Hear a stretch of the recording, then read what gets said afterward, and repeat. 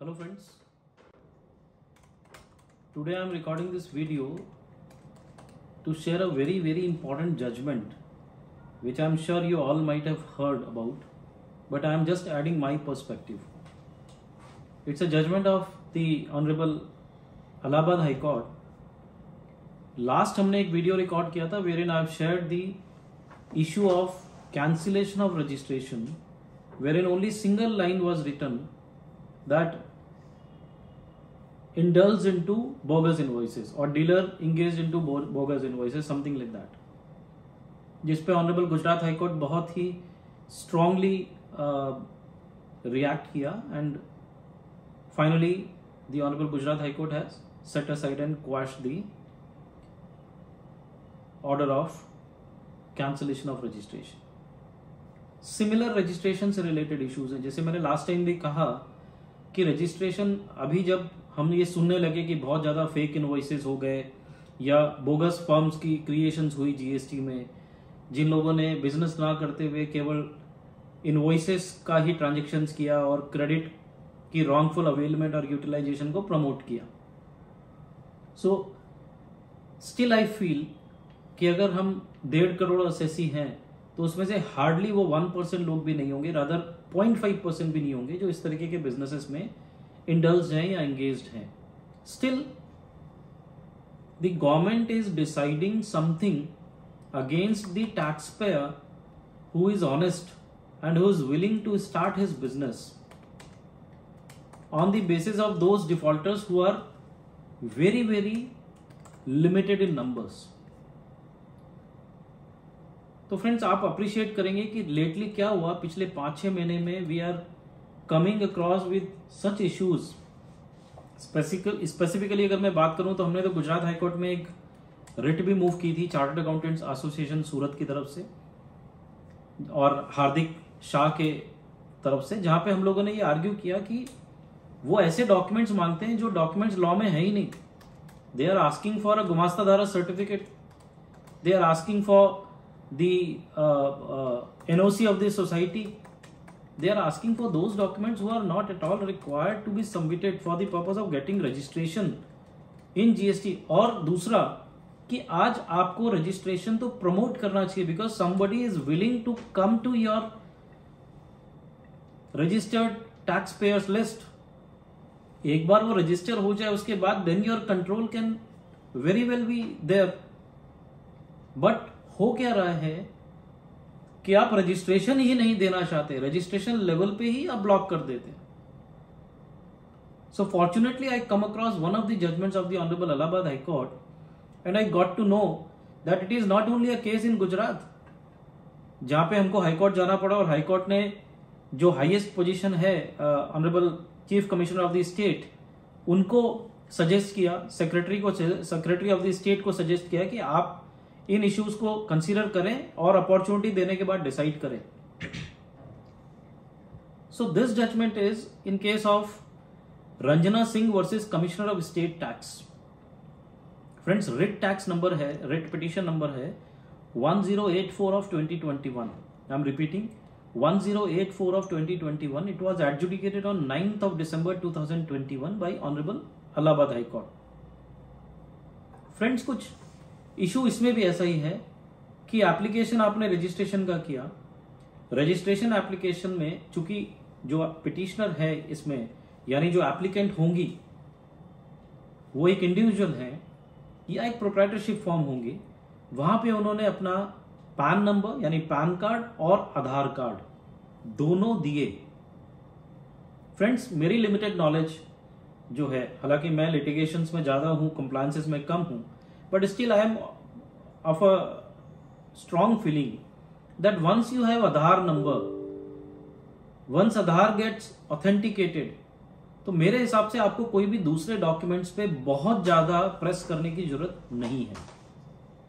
But nevertheless इस case में क्या हुआ, पैन नंबर और आधार देने के बावजूद भी जो अथॉरिटीज थे उन अथॉरिटीज ने क्वेरी निकाली और ये बोला कि आप अपनी ओनरशिप प्रूफ दीजिए जिस जगह का registration. Because again I would say backdrop में यही था कि फेक इनवॉइसेस के काम बहुत हो रहे हैं, जिस एड्रेस पे रजिस्ट्रेशन लिया जाता है उस एड्रेस पे जनरली लोग नहीं मिलते. So with this context in mind, this feeling in mind, a notice was issued और अ क्वेरी वाज रेज्ड कि आप अपनी ओनरशिप का प्रूफ दीजिए.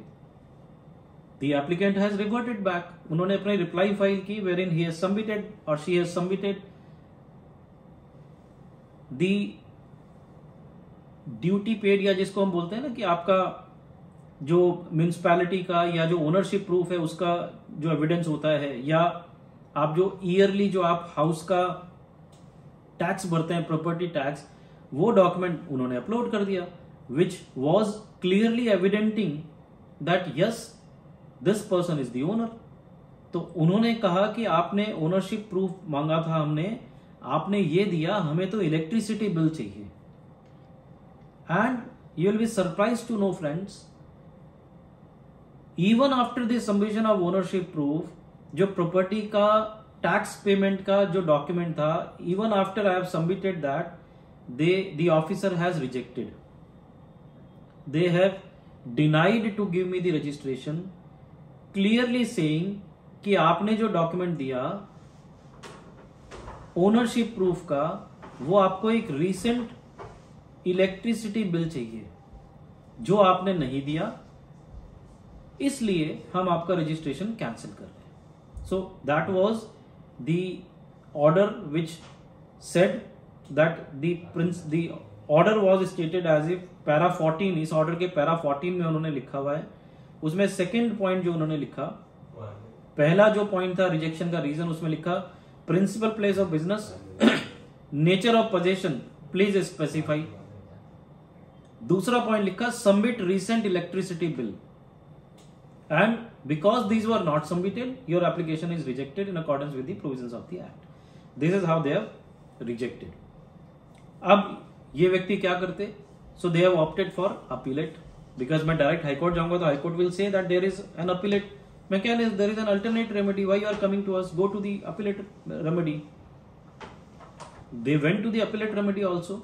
नाउ अपीलेट रेमेडी भी वहां पे एग्जॉस्ट करी, और उन्होंने भी जो ग्राउंड्स ऑन अपील थे वो सब कुछ भी कंसिडर किए बिना, दे हैव क्लियरली सेड कि जो एडजुडिकेटिंग अथॉरिटी थे उन्होंने बिल्कुल सही तरीके से आपको नोटिस दिया था, और बिल्कुल सही तरीके से उन्होंने आपका जो इशू है उसको रिजेक्ट कर दिया, यानी हम उसमें कोई भी इन्वॉल्वमेंट या इंटरफेरेंस नहीं करेंगे. They have clearly said in the order, अपीलकर्ता द्वारा इलेक्ट्रिसिटी बिल सुनवाई के समय भी नहीं दाखिल किया गया. ऐसी स्थिति में एडजुडिकेटिंग अथॉरिटी द्वारा पंजीयन निरस्तीकरण का आदेश उचित ढंग से पारित किया गया है, जिसमें किसी हस्तक्षेप की आवश्यकता नहीं है. This is the order which is passed by the appellate, the learned appellate authority.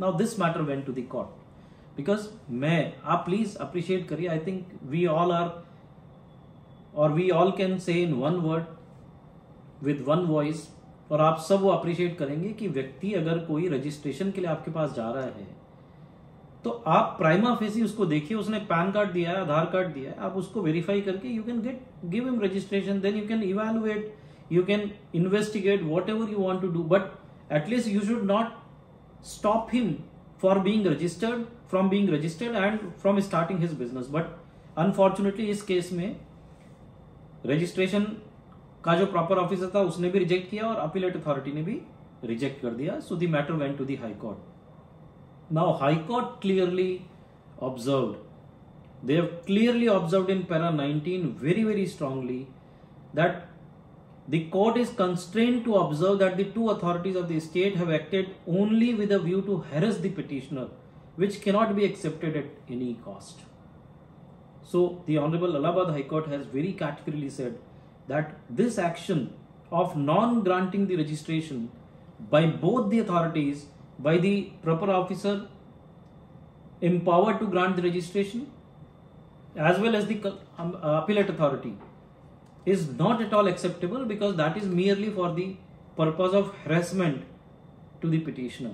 And therefore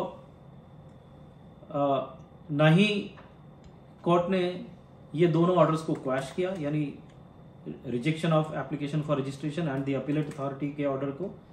both the orders dated 23rd September and 28th of October वर क्वैश्ड. और रेस्पोंडेंट्स को डायरेक्ट किया कि आप एक अप्रोप्रिएट ऑर्डर पास करें, जो भी material आपके पास रिकॉर्ड्स में अवेलेबल हैं उसको ध्यान में देते हुए 7 दिन के अंदर आप एक अप्रोप्रिएट ऑर्डर, लीगल ऑर्डर को पास करें, which should be an speaking order.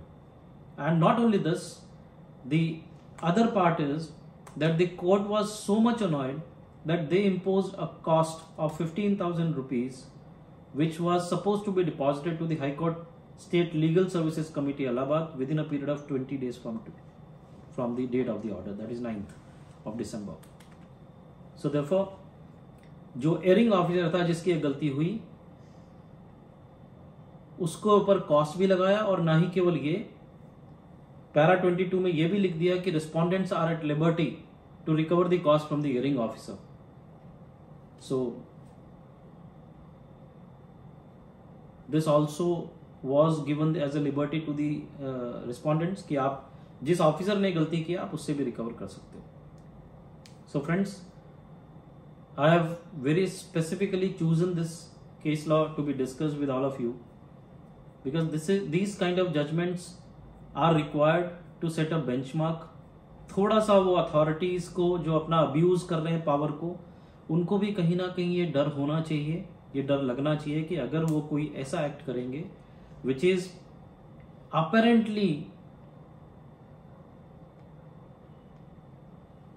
Proving that it is for the purpose of harassing the taxpayers or harassing the petitioners, तो कोई भी कोर्ट में या कोई भी एक्शंस उनके अगेंस्ट भी लिया जा सकता है. ये अगर डर उनके पास उनके में रहेगा तो at least they will act diligently and they will stop abusing the power which is given to them by the statute. Friends, I appreciate this judgment of the Honorable Allahabad High Court, and I hope and I believe that you all will also be benefited out of this judgment. This judgment can be quoted at various places, that once we produce the documents which are prescribed in the law, then the officer should not ask for any additional document merely for the purpose of harassment and reject the application on non-submission of such documents asked for. With this, friends, I am thankful to each one of you for the patience hearing, and I am hopeful that this video is going to be useful. Once again, I am mentioning it is Honorable Allahabad High Court. Writ tax number is 1084 of 2021. It was decided on 9th of December 2021. Ranjana Singh versus Commissioner of State Tax. Thank you, friends. Thank you very much.